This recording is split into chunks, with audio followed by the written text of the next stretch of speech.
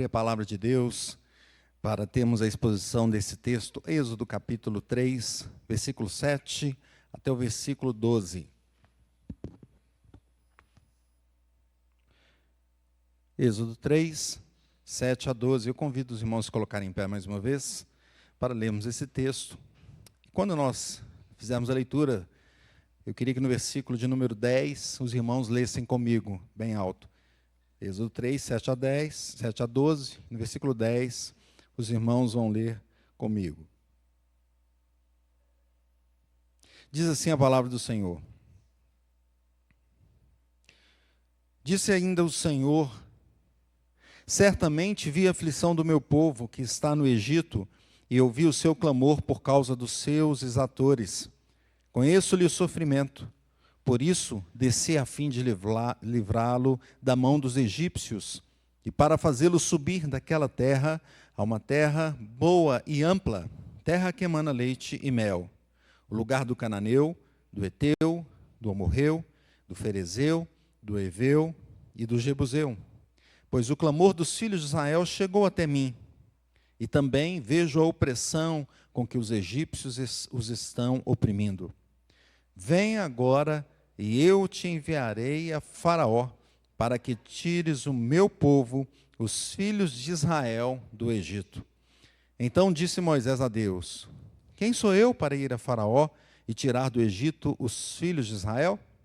Deus lhe respondeu: eu serei contigo, e este será o sinal de que eu te enviei. Depois de haveres tirado o povo do Egito, servireis a Deus neste monte. Vamos orar. Te louvamos, Deus. Tua palavra foi lida e nós clamamos a tua bênção neste momento. Que o Senhor nos abençoe e capacite o teu servo para trazer a exposição das Sagradas Escrituras e que os irmãos sejam abençoados, tenham os ouvidos atentos, a mente, Senhor, voltada para o Senhor e que haja, Senhor, edificação nessa noite, que haja salvação em nome de Jesus. Amém. Amém. Podemos sentar, meus irmãos? Um encontro importante normalmente gera muita repercussão. E esse aqui não é diferente. Foi um encontro que Deus teve com Moisés. O Senhor foi até Moisés para chamá-lo para uma obra tão grande. E muitos extratos podem ser tirados desse texto aqui, desse encontro de Deus com Moisés. Nós pegamos essa parte do versículo 7 ao versículo 12. Nós vemos aqui que esse livro de Êxodo, que fez uma mudança muito forte de Gênesis para agora, para esse momento de escravidão do povo de Israel, né? Em Gênesis eles estavam ali vivendo bem. Josué era governador do Egito e o faraó ali que chamou José para isso. E José então comandava o povo e estava tudo certo, tudo indo bem. Mesmo com a crise, com a fome, José soube organizar e levou ali salvação, muitas vidas. E levou o seu povo para a terra do Egito. Mas passaram ali 400 anos e agora nós tivemos um povo que cresceu bastante. E o faraó daquela época ficou preocupado. Pensou que o povo poderia se unir aos seus inimigos, porque eles eram milhões. Subiram 70, agora eram milhões. E a situação para ele ficava complicada. Ele queria garantir o seu poder. Então o que ele fez? Oprimiu o povo de Israel. E nessa opressão ele só foi apertando. Cada dia ele tomava uma decisão mais difícil para o povo de Israel, só que o povo continuava crescendo e se fortalecendo, até que nasceu uma criança, e essa criança, a mãe tentou segurá-la, escondê-la. Por quê? Porque o faraó mandou matar as crianças, né? E os meninos, em especial. E faraó, então, e nasceu aquela criança, era um menino, e a mãe tentou esconder, mas não conseguiu, né? O bebê possivelmente chorava bastante, como todos os bebês. E as pessoas ficaram ali já incomodadas. Ela pegou então a criança, colocou no cesto ou numa pequena arca no Nilo. E essa criança foi achada pela princesa, filha de Faraó, que gostou da criança. E a irmã daquela criança estava ali e falou: quer que eu chame alguém para cuidar? Quero que chame. E chamou logo a mãe dessa criança, cujo nome foi Moisés, tirado ali do rio. E Moisés, então, depois de um tempo com sua mãe, sendo criado por ela, foi depois para a princesa, foi criado ali na cultura egípcia e cresceu ali conhecendo muitas coisas, certamente, até que ele chegou numa idade. Então, os primeiros 40 anos de Moisés foi assim. Ele chegou numa idade e ele viu ali uma briga, um egípcio e um hebreu, e ele caiu sobre ele aquela situação, pois ele era hebreu. E agora ele vai defender então o hebreu e mata o egípcio, e esconde na areia. No outro dia ele estava ali, ele viu outra briga, outro conflito, 2 hebreus. E ele fala: o que vocês estão brigando? Por que vocês estão discutindo? Vocês são o mesmo povo. E o que estava ali batendo mais forte falou: quem é você? Está querendo ser juiz sobre nós? Quem te colocou como juiz sobre nós? Pensa que eu não te vi matando o egípcio? E ele ficou com medo, não é? Temeu e saiu dali, porque o faraó ficou sabendo daquilo e também mandou matá-lo. E ele foi para a terra de Midian. Lá em Midian ele teve um outro conflito. Os pastores que não queriam deixar as filhas de Jetro pegar água no poço. E ele ajuda as filhas de Jetro. E Jetro então convida para ter quem sabe um café. Não sei se tinha pão de queijo na época. Acho que não. Mas se fosse mineiro, eu daria um pão de queijo ali, um queijinho, né, um cafezinho. E Moisés gostou do cafezinho e falou: vou ficar por aqui mesmo, quem sabe, acho que está bom. Ele falou: então você pode casar com a filha minha. E ele casou, e ali ele ficou 40 anos. Agora a gente percebe no capítulo 3 ali que ele já estava então com 80 aproximadamente. E essa segunda fase da vida dele, esses outros 40 anos, ele estava ali cuidando do rebanho. E certamente não só isso, Deus estava com ele. Estava trabalhando com ele no coração dele, até que um dia ele está ali cuidando do rebanho e ele olha e vê uma sarça. E aquela sarça queimava e não se consumia. A sarça que é inclusive o símbolo da nossa igreja, não é? O símbolo da igreja presbiteriana, é a sarça que foi o momento do chamado. E eu chamei no texto anterior, o título da mensagem anterior foi a chama do chamado, pois Deus queimava aquela sarça e ela não se consumia. Assim como Deus também queima o nosso coração e nos chama. E continua esse encontro aqui. Ele não acabou. Agora nós chegamos nessa parte em que Deus fala com ele, então, e desperta. Calvino fala assim: Deus agora despertou Moisés para executar seus mandamentos, colocando a esperança da libertação diante dele. Então o Senhor fala com Moisés: eu tenho visto, eu tenho ouvido, eu entendi e percebi o sofrimento do meu povo, e eles estão me clamando, e por causa disso, eu estou te chamando. Vai, liberta esse povo. Desci aqui eu mesmo para libertá-los, e estou te chamando para participar dessa missão, desse plano de redenção. Eu vou pegar esse povo e vou levar para uma outra terra, uma terra que produz leite, mel, que tem fartura. Essa outra terra também tem povos, tem os cananeus, hititas, amorreus, ferezeus, heveus, jebuseus, mas eu vou tirar todos eles, pois eles não me servem. Vou tirar todos eles, vou colocar vocês nessa terra. Vai então, versículo 10. Agora vai, pois, eu te envio a Faraó, você deve tirar o meu povo daquele lugar, do Egito. Então, no versículo 11, Moisés fala assim, né? Quem sou eu? Parece que agora o chamado ali bate forte nele, e ele tem que seguir e obedecer, e ele se coloca em dúvida: quem sou eu para salvar, para ir tirar o povo do Egito? Quem sou? Não sou capaz. E Deus fala com ele no versículo 12: eu estarei com você, e ainda vou te dar um sinal. Quando vocês saírem de lá, vocês vão me servir aqui neste monte. Eles estavam ali no monte Horebe. Vocês vão servir aqui neste monte, vocês adorarão ao Senhor. Versículo 10, então: vem agora, e eu te enviarei a Faraó, para que tires o meu povo, os filhos de Israel, do Egito. Meus irmãos, a proposição desse texto é que o Senhor chama o seu escolhido para a missão de libertação, na companhia divina. Deus chama em sua companhia. E por isso eu coloquei o título: A Companhia do Patrão. Pois ele dá a missão, mas ele promete ir junto. E quais são as características, então, desse chamado que Moisés teve neste momento? Em primeiro lugar, é um chamado para a libertação do povo de Deus. Leia comigo o versículo 7 e 8. Diz assim: disse ainda o Senhor: certamente vi a aflição do meu povo que está no Egito, e ouvi o seu clamor por causa dos seus exatores. Conheço-lhe o sofrimento, por isso desci a fim de livrá-lo da mão dos egípcios e para fazê-lo subir daquela terra a uma terra boa e ampla, terra que emana leite e mel.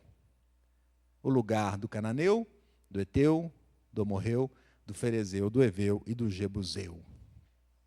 Meus irmãos, o chamado é para a libertação do povo de Deus. O Senhor vem a Moisés, e o texto diz que o Senhor mesmo desceu, ele diz, eu desci para salvar o meu povo. Claro que isso nos lembra Jesus deixando a sua glória, vindo a este mundo para nos salvar. Mas aqui estamos ali em Moisés, e Moisés, então, tem essa mensagem do Senhor, o próprio Deus estava ali para que ele, Moisés, fosse um instrumento na mão do Senhor, para retirar o povo do Egito, para cumprir a promessa de ir para uma terra boa, produtiva, próspera, promessa já feita lá atrás aos patriarcas, Abraão, Isaque, Jacó. O Senhor tiraria aquele povo e levaria para essa terra prometida. E lá nessa terra, o Senhor tiraria todos os desobedientes, as outras nações, aquelas nações ali eram nações rebeldes, pagãs, povo que não adorava o Senhor. O Senhor tiraria todos eles para que o povo de Israel habitasse naquela terra. Veja que o clamor então da nação chegou ao Senhor. Aquela nação escolhida por Deus clamou. Ficaram um tempo clamando, né? E ficaram um bom tempo também sem um registro bíblico, 400 anos. E quem sabe eles pensavam, Deus não existe, né? Alguns até esqueceram mais da história passada. Quem sabe sofrendo ali, fala, mas que Deus é esse que nos deixa sofrer aqui? Mas o Senhor conhecia o sofrimento, ele diz isso, o texto diz que eu conheço o sofrimento do meu povo, eles estão me clamando e não estão clamando em vão, eu vou libertar este povo, estou chamando você, Moisés, para participar desse plano da redenção. Então Moisés foi chamado pelo Senhor para ser o libertador do seu povo, no momento mais crítico deles ali sobre a terra do Egito. Hoje também, meus irmãos, nós temos um chamado do Senhor. Ah, mas qual que é o chamado do Senhor para nós? Para libertar o povo de Deus. Como? Como que nós vamos libertar o povo de Deus? A liberdade, quem dá a liberdade é o Senhor Jesus. Lucas 4,18 diz assim, o Espírito do Senhor está sobre mim, é Jesus falando, pelo que me ungiu para evangelizar os pobres, enviou-me para proclamar libertação aos cativos, restauração da vida aos cegos, para pôr em liberdade os oprimidos. Mas então como nós vamos agir na libertação do povo de Deus? Jesus fala assim em João 8,32, e conhecereis a verdade vos libertará. A salvação chega através do conhecimento da verdade, que é a palavra de Deus. Qual é a nossa missão nesse mundo? Qual é o nosso dever? É levar o Evangelho. O que vai libertar? O Evangelho. O crente é chamado então para pregar o Evangelho, para que o povo que está oprimido, que está escravizado, ouça a verdade e se converta dos seus caminhos, para deixar a escravidão do Egito, isso através da palavra de Deus. Romanos diz assim em 10,14, como porém invocarão aquele em quem não creram? E como crerão naquele em que nada ouviram? E como ouvirão se não há quem pregue? Nós somos chamados para pregar, para levar o Evangelho. Quem somos nós para libertar o povo de Deus? Deus quer nos usar. Ele chamou Moisés, ele nos chama para levar essa palavra. Nós somos missionários nessa terra, como Moisés foi um missionário. Ele foi anunciar que Deus ia libertar o povo. Alguns ficaram na dúvida, ele fez alguns milagres, não é? Para provar que ele vinha do Senhor. Nós somos chamados então, meus irmãos, para servir ao Senhor, libertando o povo. Como nós vamos libertar? Pastor Marcelo comentou aqui hoje, e algumas visitas que nós fazemos, nós vemos pessoas presas, famílias quebradas, um mundo caído, pessoas presas nos pecados, não conseguem enxergar que estão presas e querem se afundar mais nos pecados. Como essa pessoa vai ser liberta? Através do poder do Evangelho. É a palavra de Deus, com a ação do Espírito Santo, que vai transformar essas pessoas. E nós somos responsáveis por levar essa mensagem. Segundo lugar, como é esse chamado? Característica desse chamado. Esse chamado é para adorar a Deus. Vamos ler o versículo 12.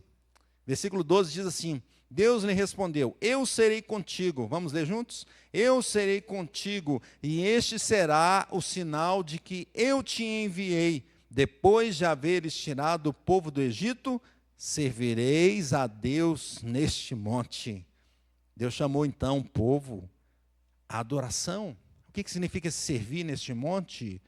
Era servir ao Senhor ali, era adorar ao Senhor isso ali. E nós vamos ver muitas vezes pela frente Deus falando, no recado que ele dá a Faraó: deixa o meu povo sair do Egito para me adorar no deserto. Deixa o meu povo sair do Egito para me servir no deserto. O chamado é para que adoremos ao Senhor. Ainda nesse mundo, ainda nesse deserto que estamos.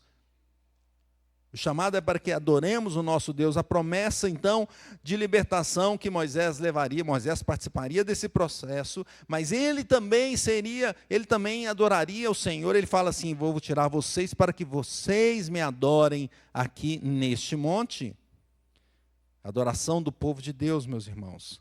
É aqui, no momento onde nós estamos, Deus nos chama para já adorarmos a Ele, servirmos a Ele. Às vezes nós perdemos esse sentido. Nos perdemos em muitas coisas, mas Deus nos chama para adorar. Ele é digno de toda a honra, de toda a glória, de todo o louvor. A libertação que pela qual Israel passaria, indo até a terra prometida, e ele fala que uma terra que emana leite e mel, uma terra boa, próspera, agradável, é para que o nome do Senhor fosse glorificado, meus irmãos. Lucas 4:8 diz assim: Jesus lhe respondeu: está escrito, ao Senhor teu Deus adorarás, e só a Ele darás culto. Davis comenta aqui, ele aponta para essa passagem como uma comissão apostólica de Moisés. Não há contradição entre o envio de Moisés e a intenção declarada de Deus de realizar pessoalmente a obra. Deus normalmente trabalha através da obediência voluntária de seus servos, realizando a sua vontade. Ao mesmo tempo que Deus realiza a sua obra, Ele nos chama para voluntariamente servir e adorar ao Senhor, porque Ele nos mudou, nos transformou, nos libertou. Ele vai tirar o povo do Egito, nós vamos chegar lá. Hoje também a igreja é chamada à adoração. Toda a comunidade se reúne, não mais no Monte Horebe, mas em todos os montes, em todos os lugares do mundo. A igreja se reúne para adorar ao Senhor. Jesus encontrou ali, num poço, com uma mulher samaritana. E ela falou: vocês adoram em tal lugar, nós adoramos em tal lugar. Onde que tem que adorar? João 4:21, disse Jesus: mulher, podes crer-me que a hora vem quando nem neste monte, nem em Jerusalém, adorareis o Pai. Vós adorais o que não conheceis, nós adoramos o que conhecemos, porque a salvação vem dos judeus, mas vem a hora, e já chegou, em que os verdadeiros adoradores adorarão o Pai em espírito e em verdade, porque são estes que o Pai procura para seus adoradores. Nós adoramos ao Senhor onde? Onde estivermos. A nossa vida é uma vida de adoração. A igreja é chamada a adorar ao Senhor, individualmente e coletivamente. Onde estivermos atuando, ali devemos adorar o Senhor, servir ao Senhor, agir conforme a palavra de Deus, conforme as ordenanças do Senhor, em qualquer situação deste mundo, deste Monte Horebe ou desse Egito, nós devemos agir como o Senhor quer. Contudo, também nós nos ajuntamos como uma comunidade cristã, como a igreja do Senhor, e adoramos ao Senhor juntos. O corpo de Cristo em adoração. Hoje várias igrejas separadas, mas no final toda ela junta, louvando ao Senhor eternamente. Alguns falam: já que eu sou o templo do Espírito Santo, não preciso ir para a igreja, eu vou adorar sozinho, eu vou servir em casa. Mas Deus nos chama a congregarmos, como Hebreus fala, não deixarmos de congregar. Devemos servir ao Senhor juntos. A adoração é onde estivermos, individualmente, mas ela também é coletiva, a igreja do Senhor adorando a Ele. Toda a nação, toda a nossa vida é adoração em qualquer lugar que estivermos, mas também toda a igreja reunida adora o Senhor em comunidade. Terceiro lugar, característica desse chamado. Esse chamado é acompanhado do próprio Deus. O patrão está conosco. Versículo 12, leia comigo o versículo 12, diz assim, de novo, mais uma vez, né? Diz assim, Deus lhe respondeu, eu serei contigo. Eu serei contigo. Porque Moisés aqui, nós vimos, né, Moisés, quando Deus fala isso com ele, ele conhecia Faraó, conhecia o Egito, sabia de toda a cultura, sabia de toda a força do Egito, de tudo que estava lá atrás. Ele viveu lá 40 anos praticamente, aprendendo sobre tudo. Sabia da opressão do povo. Ficou outros 40 anos fora daquela região, mas ele sabia o que acontecia lá. E agora Deus fala com ele, você vai tirar o povo. E ele, no versículo 11, fala assim, quem sou eu para ir a Faraó e tirar do Egito os filhos de Israel? E a resposta de Deus para ele é exatamente o seguinte, eu serei contigo. Deus estaria com ele até o final. Alan Cole comenta o seguinte, o sucesso da missão confiada a Moisés provaria, além de qualquer dúvida, que Deus estava com ele e o havia enviado. Tais sinais sempre seguem a fé. Ou seja, Deus estava dizendo, olha, vá e eu vou te provar. O sinal que eu vou te dar é depois que você for. Aqui não é como antes, como Gideão falou assim, Deus me mostra se realmente eu tenho que ir. Não é? Não, aqui Deus falou, o sinal que eu vou te dar é depois. Vá, e quando chegar aqui, você vai ver, todos estarão me adorando no monte, nesse monte. Deus estava com ele. Ele falou, eu serei contigo. O missionário não anda sozinho, mas ele é acompanhado de perto pelo seu Senhor. Nenhum de nós estamos sós. O Senhor continua com o seu povo na missão de proclamar o Evangelho, para que nós adoremos ao Senhor. Jesus disse assim, em Mateus 28, 19, ide, portanto, fazei discípulos de todas as nações, batizando-os em nome do Pai, do Filho e do Espírito Santo, ensinando-os a guardar todas as coisas que vos tenho ordenado. E eis que estou convosco, quantos dias? Todos os dias. Até quando? Até a consumação dos séculos. Todos os dias até o final, até a consumação dos séculos, ou seja, eternamente. Deus está conosco. Nós não estamos sós. Quando o missionário está levando o evangelho em lugares, em terras longínquas, o Senhor está com ele. Quando o crente leva a palavra ao seu vizinho, ao seu colega de trabalho, ao seu colega de classe, de aula, Deus está com ele. Quando a igreja do Senhor está reunida, mesmo que tenha 2 ou 3, ali também o Senhor está. Cristo nunca abandona o seu povo. Pode parecer demorado, que nós queremos as coisas para ontem, né? Mas Deus tem um tempo certo. E no tempo certo, Jesus veio e se entregou por nós naquela cruz, para nos libertar. E no tempo certo ele voltará. Tem gente que fala isso, né? Ah, mas tanto tempo que está falando que Jesus vai voltar e não voltou até hoje.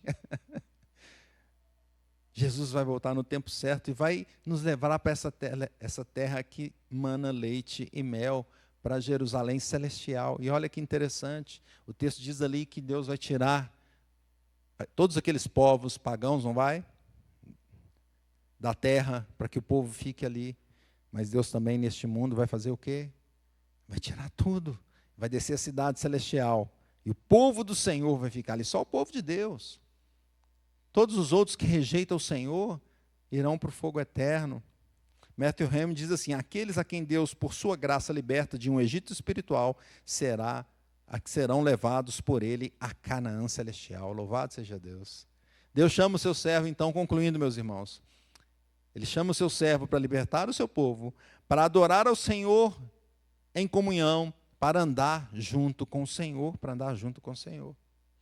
E o principal servo e missionário é o próprio Jesus, que veio a esse mundo. O texto diz, eu desci para libertar o povo. Jesus desceu, veio a esse mundo e se entregou por nós, para livrar do cativeiro, para dar vida abundante para aqueles que estão mortos nos pecados, para que a gente tenha a ressurreição, uma vida de verdade, plena, na presença do Senhor, e para prometer nos levar no final para a terra para a terra prometida, para Jerusalém celestial, para Canaã celestial. Você vai fazer ou não parte dessa missão? Como veremos então? Aplicações para a nossa vida. Em primeiro lugar, viveremos levando a mensagem de libertação. A nossa tarefa missionária, a nossa missão é anunciar o Evangelho. Ele é que pode libertar. É a palavra de Deus que tem o poder para tirar aqueles que estão cativos, aqueles que estão mortos, para que eles ressuscitem. É o Senhor que faz isso através da sua palavra. Quantas famílias destruídas nós podemos ver neste mundo? O mundo quer destruir as famílias. O pecado quer acabar com a nossa vida, mas a palavra de Deus nos liberta, traz liberdade, traz vida, vida abundante. Pois ela nos livra do pecado, e esse é o nosso maior opressor. Então anunciemos a palavra de Deus. Não perca tempo.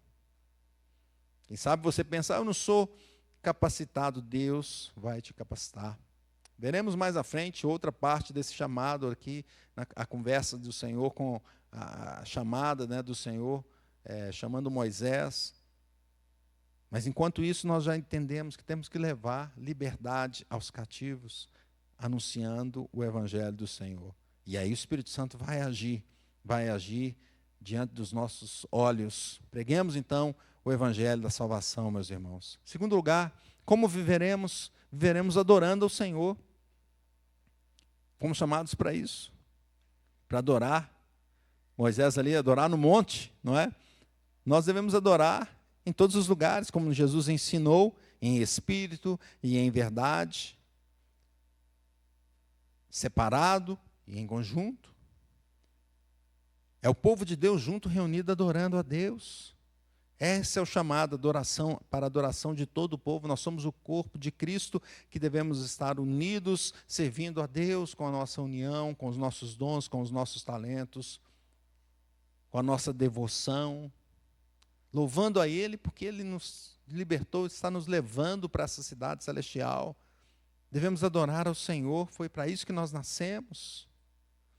Aquele que realmente é crente se dedica na palavra e na congregação para adorar a Deus em comunidade.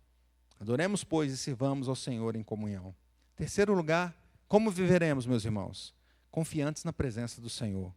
Deus não nos abandonou, Deus está conosco. Podemos pensar, puxa, mas demorou. Aqui foram Gênesis a Êxodo, 400 anos. Malaquias a Mateus, 400 anos. Mas hoje nós não estamos num período de silêncio. A palavra do Senhor está aqui. Só está em silêncio quando você fecha a palavra e não a examina. Mas ela está disponível a todos aqueles que estão com sede, que querem ser libertos. Ela está disponível para que seja lida e para que transforme os corações. Mas a salvação final chegará. O dia final, onde o Senhor vai colocar realmente um ponto final em todo esse mundo, todo esse mal. Ele vai dizer, agora está consumado. Enquanto isso, Ele não nos abandonou. Jesus falou com os discípulos, quando Ele estava dando notícia a respeito da sua morte, e eles estavam tristes, certamente. Jesus falou, olha, vou enviar um outro Consolador. E depois, em Pentecostes, nós vemos o Espírito Santo que veio. O Espírito Santo está conosco. Você não está só. Às vezes você pode estar indo para uma missão longe, em alguma cidade, em algum lugar qualquer. Pode viajar sozinho, mas você não está sozinho. Deus está contigo por onde quer que tu andares. Chamada é que você adore, sirva a Deus, evangelize e ande com o Senhor. Ande com o Senhor. Portanto, meus irmãos, sigamos a missão que nos foi dada de pregar o Evangelho para que ele alcance todo o povo de Deus nessa terra e para que a igreja adore junto ao Senhor e viva com Ele eternamente. Que Deus nos abençoe. Vamos orar? Pastor Marcelo.